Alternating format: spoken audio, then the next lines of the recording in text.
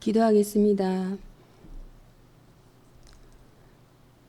나에게 주어진 사명을 다하는 한 주. 시편 48편 14절로 이 하나님은 영원히 우리 하나님이시니 그가 우리를 죽을 때까지 인도하시리로다. 크고 위대하신 하나님, 모든 우주를 다스리시는 주님, 그 주님께서 오늘도 다스리심을 믿습니다. 주님을 다스리는 우주를 다스리는 주님께서 그와 동일하게 나의 인생도 다스리고 계심을 믿습니다. 그래서 때로는 이해할 수 없는 일들이 내 삶에 일어날 때에도 주님의 뜻이 나의 뜻보다 높음을 믿고 나아갑니다. 오늘도 새로운 하루를 주심에 감사합니다. 누군가에게 죽음의 하루이고 누군가에게는 탄생의 하루이지만 나에게는 삶의 하루를 주셨으니 나에게 주신 사명을 다하도록 오늘도 성실히 살게 하소서. 나에게 주어진 시간이 얼마나 감사한 것인지 기억하게 하소서. 오늘도 소중한 시간을 선물로 받았으니 주님을 바라봄으로 의미 있는 하루 되게 하소서. 나의 입술을 지키셔서 파수꾼을 세우시며 주님의 뜻에 합당한 언어를 쓰게 하소서. 나의 손을 지키셔서 나의 행하는 일이 이 세상에 도움이 되는 일이 되게 하소서. 나만 생각하는 것이 아니라 다른 사람을 돌아보고 그들을 위해 애쓰는 하루가 되게 하소서. 내가 사랑하는 나의 아버지가 얼마나 위대하신 분이신지를 감탄하며 감사하는 하루 되게 하소서. 나의 모든 주관자 되시는 예수 그리스도의 이름으로 기도합니다. 성경 말씀 보겠습니다. 에레미야서 23장입니다. 에레미야서 23장 1절에서 6절 말씀까지 교독하십니다. 23장입니다. 에레미야 23장 1절로 제가 먼저 시작하겠습니다. 나 여호와가 말하노라. 내 목장의 양무리를 멸하며 헛는 목자에게 화 있으리라. 그러므로 이스라엘의 하나님 여호와께서 내 백성을 기르는 목자에게 이와 같이 말씀하십니다. 너희가 내 양떼를 흩으며 그것을 몰아내고 돌보지 아니하였도다. 보라, 내가 너희의 악행 때문에 너희에게 보응하리라. 여호와의 말씀이니라. 내가 내 양무리의 남은 자를 그 몰려갔던 모든 지방에서 모아내어 다시 그 우리로 돌아오게 하리니 그들의 생육이 번성할 것이며 내가 그들을 기르는 목자들을 그들 위에 세우리. 그들이 다시는 두려워하거나 놀라거나 잃어버리지 아니하리라. 여호와의 말씀이니라. 나 여호와가 말하노라. 보라, 때가 이르니 내가 다윗에게 한 어려운 가지를 일으킬 것이라. 그가 왕이 되어 지혜롭게 행사하며 세상에서 공평과 정의를 행할 것이며 그의 내 유다는 구원을 얻겠고 이스라엘은 평안히 거할 것이며 그 이름은 여호와 우리의 의라 이끌음을 받으리라. 아멘. 오늘의 본문 말씀 에레미야서 23장 1절에서 6절까지 말씀은 목자의 사명이라는 본문 내용으로 은혜를 나누겠습니다. 이스라엘 백성을 잘못 인도한 지도자들에게 그들의 악행을 보응하시며 참 목자의 사명을 말씀하십니다. 하나님이 세우신 지도자들입니다. 하나님께서는 시대를 따라 여러 지도자를 세우셔서 백성들을 인도하게 하셨습니다. 하나님께서 지도자들을 세운 것은 양무리를 하나님의 뜻에 따라 인도하게 하심에 있으나 그들은 오히려 하나님의 목장에서 양들을 끌어내어 흩어지게 하며 돌아보지 아니하므로 하나님의 무서운 진노를 불러 일으켰던 것입니다. 목자의 사명입니다. 목자는 자기의 생명을 바쳐서라도 양무리를 지킬 사명이 있으나 당시의 지도자들 즉 목자들은 이리가 올 때 양들을 버리고 도망치는 싹군 목자였던 것입니다. 그 결과로 백성들은 이방 나라의 포로로 잡혀가 가전 고난을 당하게 되었고 하나님께서 이 같은 죄의 대가를 당시에 책임맡은 지도자들에게 묻겠다고 하십니다. 하나님의 약속입니다. 그러나 이 포로 생활로 유다가 종지부를 찢는 게 아니라 잘린 나무에서 다시 새싹이 돋아나듯 하나님께서는 다시금 남은 자들을 불러 모아 새로 지도자로 세워 성립케 하신다고 약속하고 계십니다. 여기에 새롭게 나타나 하나님 백성들을 인도할 목자가 곧 만왕의 왕이시며 만물의 주가 되시는 예수 그리스도이십니다. 새 목자 되신 예수께서 통치하시면 현재의 고난과 역경을 능히 인내할 수 있도록 새 힘을 주십니다. 여기서의 주제어는 목자입니다. 로이 포이맨입니다. 양떼를 지키고 돌보는 사람으로서 유목 생활을 하던 히브리인들에게 아주 친근미 있는 직업이었습니다. 예수님은 우리의 대목자장으로 푸른 초장 잔잔한 물가로 인도하십니다. 시편 23편 보겠습니다.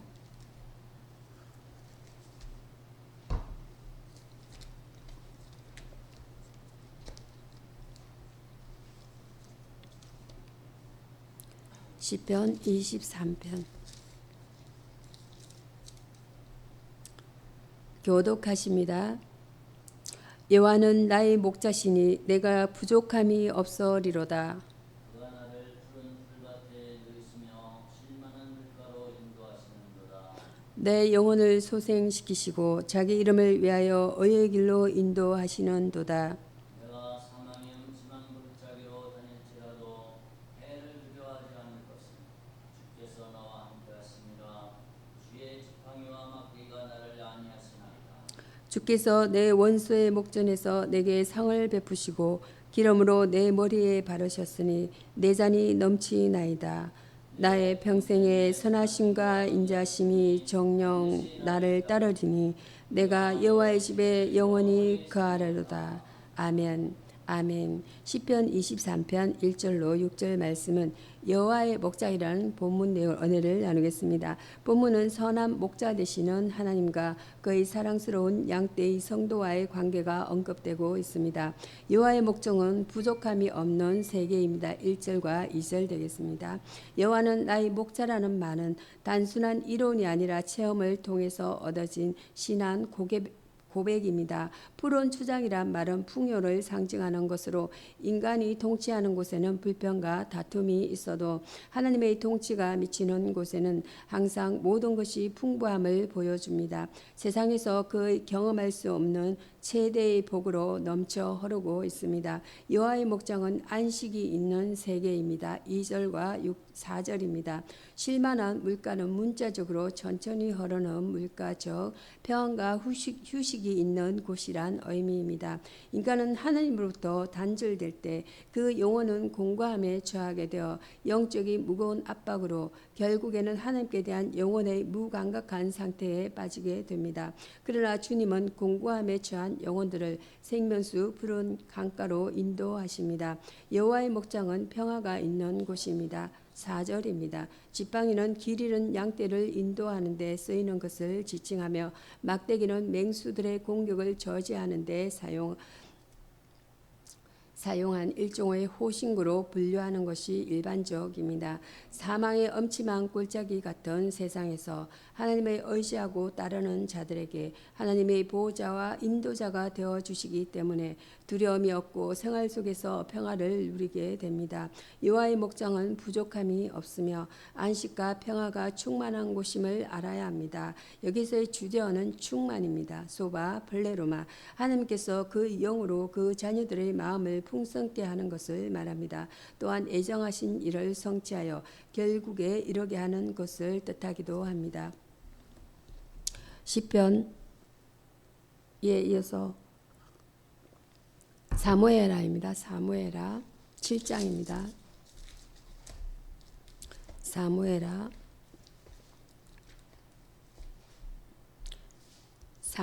7장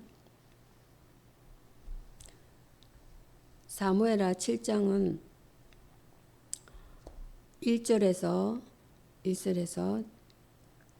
14절까지 7장 1절에서 14절까지 교독하시겠습니다. 여호와께서 사방의 모든 대적을 바사 왕으로 궁에 평안히 거하게 하신 때에 왕이 선지자 나단에게 이르되 볼지어다 나는 백향 목궁에 살거늘 하나님에게는 휘장 가운데 있도다. 나단이 왕께 고하되 여호와께서 왕과 함께 계시니 무릇 마음에 있는 말을 행하소서. 그 밤에 여호와의 말씀이 나단에게 임하여 이르시되 가서 내 종 다윗에게 말하기를 여호와의 말씀이 내가 나를 위하여 나의 거할 집을 건축하겠느냐.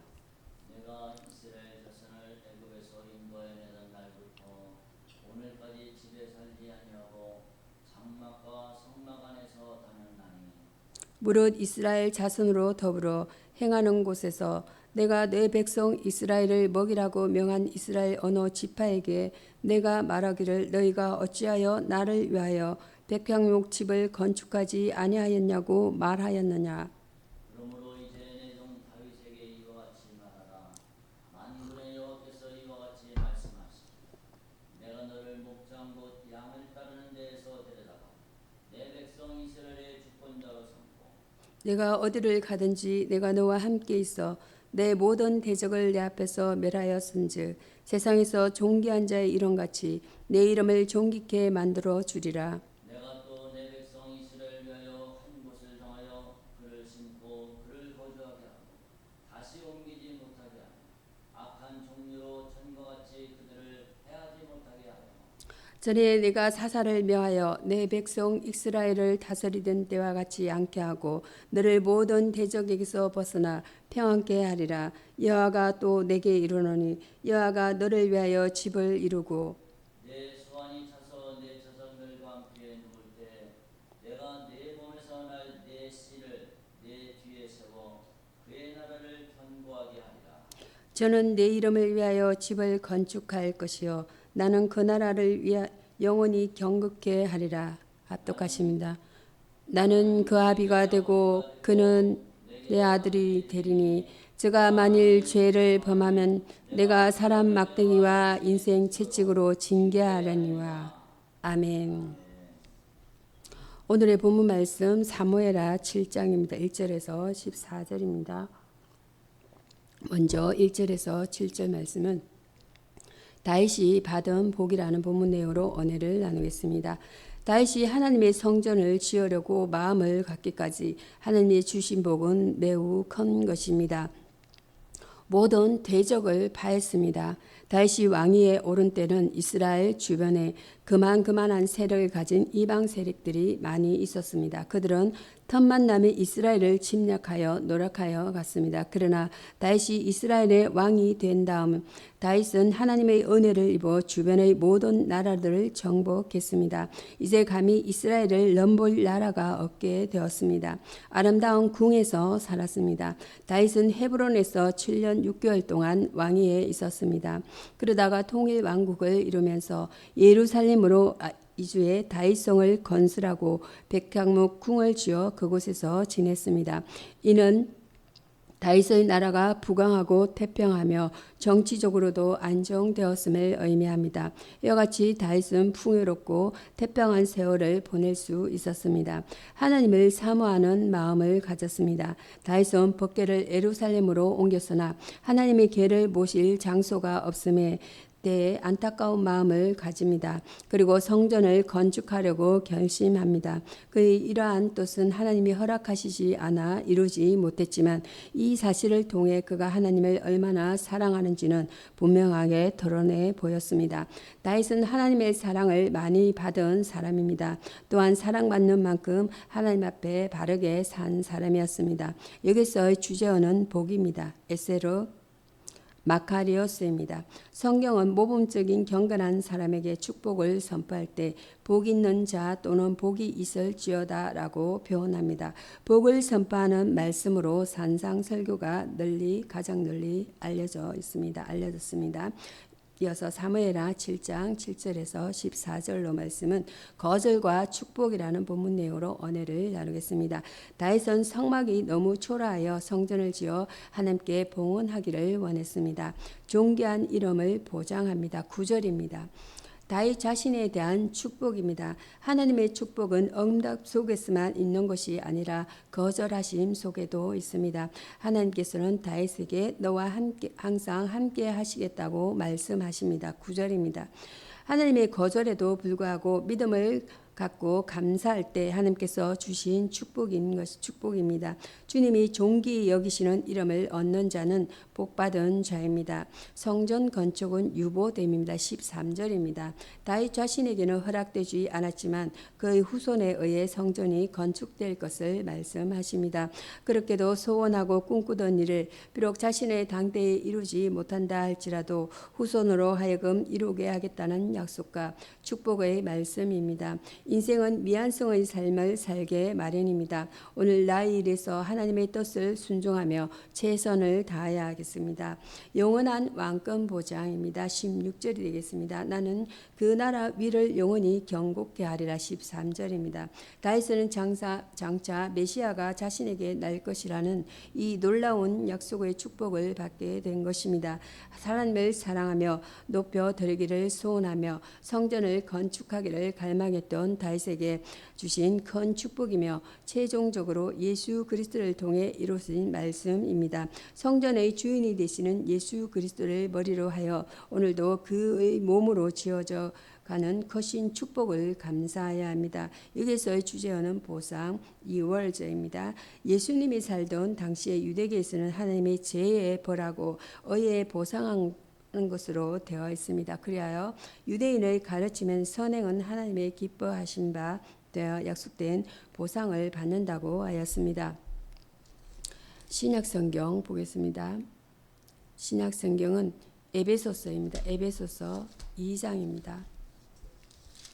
신약성경 에베소서 2장 찾으셨으면 교독하시겠습니다. 11절에서 22절까지입니다. 2장 11절로 22절까지. 십자가는 유대인과 이방인을 화목케 하다는 내용이 되겠습니다. 제가 먼저 읽겠습니다. 그러므로 생각하라. 너희는 그때 육체로 이방인이요 손으로 육체에 향한 할례당이라 칭하는 자들에게 무할례당이라 칭함을 받는 자들이라. 그때 너희는 그리스도 밖에 있었고 이스라엘 나라 밖에 사람이라.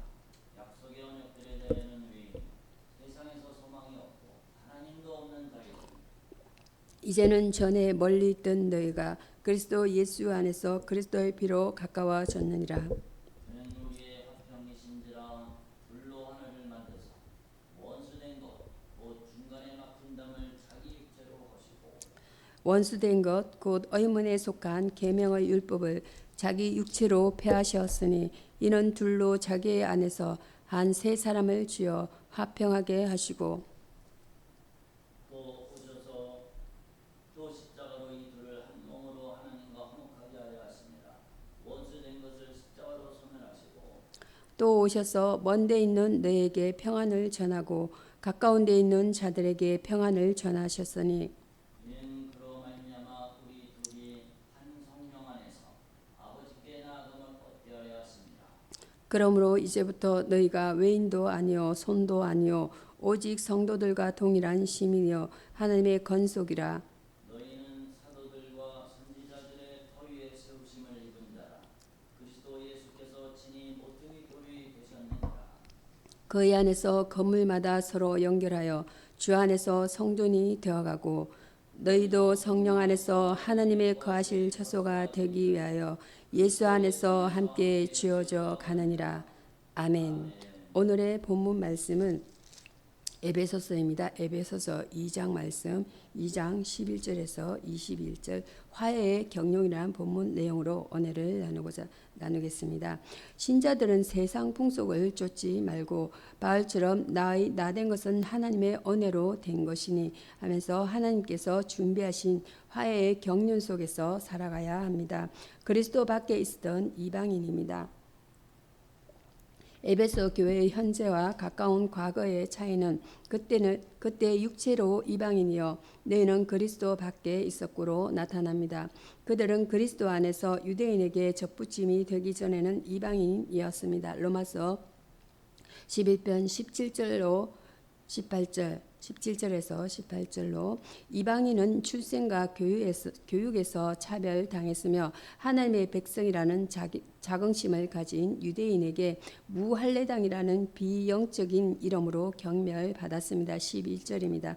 그때 그들에게는 그리스도가 없는 상태였으므로 12절입니다. 중보자도 약속도 구원도 축복된 나라도 소망도 없는 영적 암흑 상태였습니다. 그리스도 안에서 화해된 이방인입니다. 하나님께서 유대인과 이방인 간의 원수됨과 13절에서 15절로 말씀, 죄인과 하나님 사이의 원수됨을 16절에서 18절로 그리스도의 십자가 보혈로 화해시켰습니다. 그리스도 안에서 수평적인 화해와 수직적인 화해를 동시에 이루었습니다. 예수 그리스도께서 우리 죄로 인하여 십자가에 죽으셨습니다.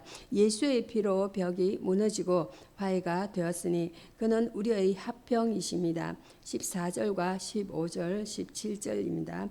화해의 상징적인 증거로 성전 휘장이 찢어졌습니다. 마태복음 27편에 50절에서 51절, 히브리서 10편에 19절에서 20절로 그리스도 안에서 베푸신 하나님의 구속의 사랑으로 죄인이었던 우리의 삶이 변하여 새로 지음을 받았으니 날마다 겸손과 경건의 삶을 살아야 하겠습니다.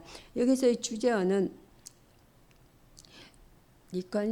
리컨실리에이션입니다. 리컨실리에이션. 기독교의 화해의 개념은 일반 종교의 경우보다 독특한 점이 있습니다. 예수 그리스도는 하나님과 인간 사이의 원수된 관계를 화해시키기 위하여 화해의 제물이 되셨습니다. 기도하심으로 말씀을 마치고자 합니다. 하나님 아버지, 저희를 예배의 자리에 불러주셔서 감사합니다.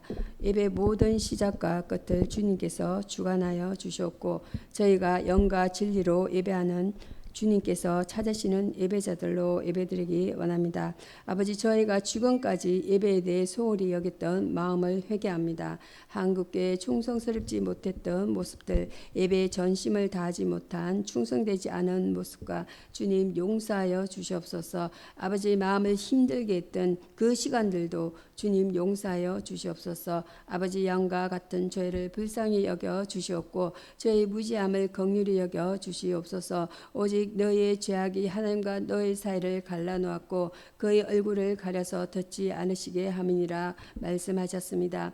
하나님 아버지, 예배의 전심을 다하지 못하고 세상에 마음을 두고 살았습니다. 다른 사람과 주위를 둘러보지 않고 저 중심으로 이기적으로 살았습니다. 세상 속에서 혈기 부리며 형제를 미워하며 살았습니다. 그리스도가 없는 모든 사람의 마음이 성교지임을 잊고 살았습니다. 아버지, 저의 생각과 눈과 입과 마음으로 손으로 지은 모든 죄들을 전심으로 회개합니다. 주님 용서하여 주시옵소서. 오직 주님의 보혈로 정결케 되기를 원합니다. 아버지께서 찾으시는 예배자로 다시 복음 앞에 다시 말씀 앞에 서기를 원합니다. 주님 회복시켜 주시옵소서. 아버지여 혼탁하고 앞이 보이지 않는 이 세상 가운데 주께서 영안을 열어주시고 주셨고 성령의 물로 충만케 하여 주시옵소서.